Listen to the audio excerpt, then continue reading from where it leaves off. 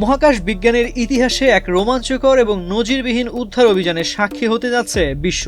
প্রতি ঘন্টায় প্রায় ৩২,০০০ কিলোমিটার গতিতে পৃথিবীর দিকে ধেয়ে আসা নাসার ২২ বছরের পুরনো একটি স্পেস টেলিস্কোপকে ধ্বংসের হাত থেকে বাঁচাতে এবার মহাকাশে পাড়ি জমাচ্ছে এক বিশেষ রোবোটিক মহাকাশযান।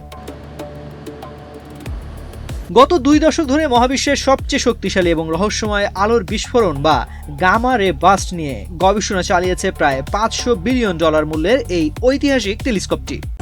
এভাবেই কোটি কোটি মানুষের ঘরে দেশ জুড়ে ফ্রিজ একটাই, ওয়ালটন। তবে বর্তমানে নিয়ন্ত্রণ হারিয়ে কক্ষপথ থেকে এটি ক্রমাগত নিচের দিকে নামছে। কোনো ব্যবস্থা না নিলে চলতি ২০২৬ সালের শেষ ভাগের মধ্যেই পৃথিবীর বায়ুমণ্ডলে অনিয়ন্ত্রিতভাবে প্রবেশ করে পুড়ে ছাই হয়ে যাবে নাসার এই অমূল্য বৈজ্ঞানিক সম্পদটি। সবচেয়ে চমকপ্রদ বিষয় হলো নাসার প্রথাগত কোনো বড় কর্পোরেট প্রতিষ্ঠান নয়। এই অসম্ভব মিশনকে বাস্তবে রূপ দিতে যাচ্ছে মার্কিন যুক্তরাষ্ট্রের কলোরাডোর মাত্র ৫৫ জন কর্মীর একটি ছোট্ট বেসরকারি স্টার্টআপ ক্যাটালাস্ট স্পেস টেকনোলজি, যেখানে এই ধরনের একটি জটিল মিশন সাজাতে বড় বড় অ্যারোস্পেস কোম্পানির অন্তত ৩ থেকে ৫ বছর সময় এবং বিপুল পরিমাণ অর্থের প্রয়োজন হতো। সেখানে মাত্র $৩০ মিলিয়ন চুক্তিতে রেকর্ড ৯ মাসে তারা তৈরি করে ফেলেছে লিঙ্ক নামের একটি বিশেষ উদ্ধারকারী যান।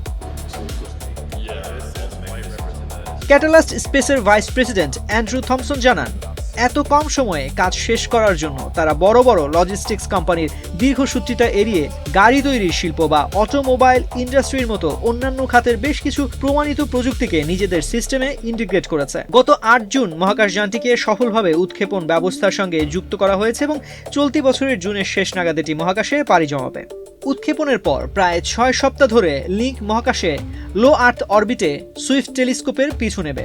যখন এটি টেলিস্কোপের মাত্র আধা মিটার দূরত্বে পৌঁছবে তখন শুরু হবে আসল কাজটি। দুটি যানই যখন মহাকাশে তীব্র গতিতে ভাসতে থাকবে তখন অত্যন্ত নিখুঁতভাবে লিঙ্ক তার ৩টি রোবোটিক বাহু বাড়িয়ে সুইফটের পেছনের কোণাগুলোকে শক্ত করে জাপটে ধরবে।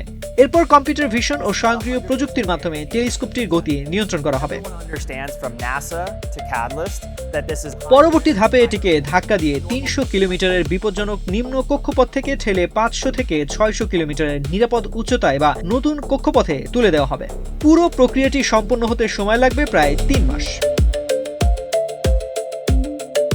তবে মিশনটি শতভাগ ঝুঁকিমুক্ত নয়। ক্যাটালাস্টের সিইও ঘুনহি লি মনে করেন এটি একটি high risk high reward mission, কারণ গত ২০ বছরে মহাকাশে থাকা সুইফট টেলিস্কোপটির নিচের অংশ এখন দেখতে ঠিক কেমন বা মহাকাশের ধূলিকণার কারণে সেখানে কোনো ক্ষয়ক্ষতি হয়েছে কিনা তার কোনো সাম্প্রতিক ছবি বা তথ্য বিজ্ঞানীদের কাছে নেই। সম্পূর্ণ অদৃশ্য এক পরিস্থিতির মুখোমুখি হয়ে রোবটের কৃত্রিম চোখ ও মেকানিজমের উপর ভরসা করেই এই লোমহর্ষক অভিযানটি চালাতে হবে।